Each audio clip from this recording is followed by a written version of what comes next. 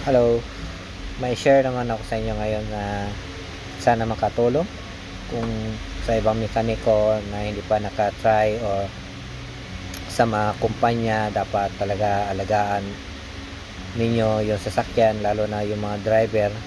Ito yung history ngayon sa Puso Canter. Napunta lang to dito para mag-service. Ayun, service, dapat i-check talaga yung coolant kahit ano pang malangis. Ayun, tapos nakita ko kulang yung coolant, tinapapan ko ng coolant. Ayun, after mag service, niro-rotate ko, tapos check ulit. Pag check ko ulit, nagtataka ako bakit yung coolant nagpunta sa reservoir, mapuno rin yung reservoir, at tapos kino-continue ko siya mag-drive yung makina, at saka wala naman ako na nakita na bubbles, at saka hindi rin nag-overheat yung indicate sa dashboard, wala rin. Ayun, akala ko ano lang muna yung cap, sinubukan ko muna yung cap palitan. Ayun, pinalitan ko ng radiator cap. Pagkatapos ko ng palitan radiator cap, rotate ulit. Ayun, ganun pa rin. Tapos yun, tapos nag-decide ako na tignan yung EGR cooler, baka may pressure lumusot doon papunta din sa sa radiator to reservoir. Okay naman, pinipressure na test namin. Kaya ngayon nag-decide na ako na buksan talaga yung makina, kasi sinubukan rin ko yung pressure test, hindi rin magano yung pressure test. Kahit nilagay ko na ng 15 PSI to 20 PSI, hindi talaga bumaba yung pressure. Kaya ngayon nag-decide na kami tawagan yung may-ari at saka yung sa manager ko, kailangan talaga buksan yung makina.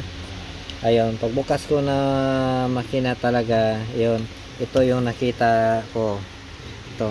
Ito yung puti, yan ang coolant. Yun, mapunta siya doon sa sa piston. Yun ang talaga lulusot yung pressure dito. At saka ito pa, yun. Ayun, ngayon nandito na yung head, cylinder head. Galing na rin yung machine shop. Ito, may bago na rin ako na gasket.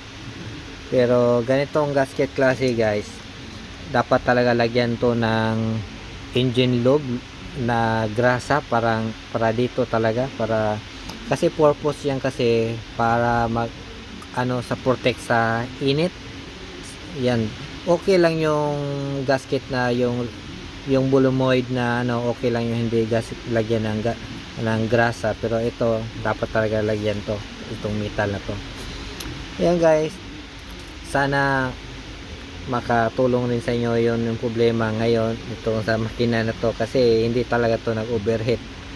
Ang lang talaga namin yung reservoir talaga, dapat talaga namin i-fix yun, kasi kung i-release namin to tapos bigla mag-overheat, sa aming babalik. Kaya habang nandito pa, dinadiagnose namin, at least alam na namin yung problema na ngayon, at least hindi na kami mabalikan sa customer. Ganun lang talaga, guys, ang trabaho sa isang mekaniko. Dapat talaga tiis at tiyaga lang talaga para hindi kayo mabalikan. Sa sunod ulit, magkita-kita tayo.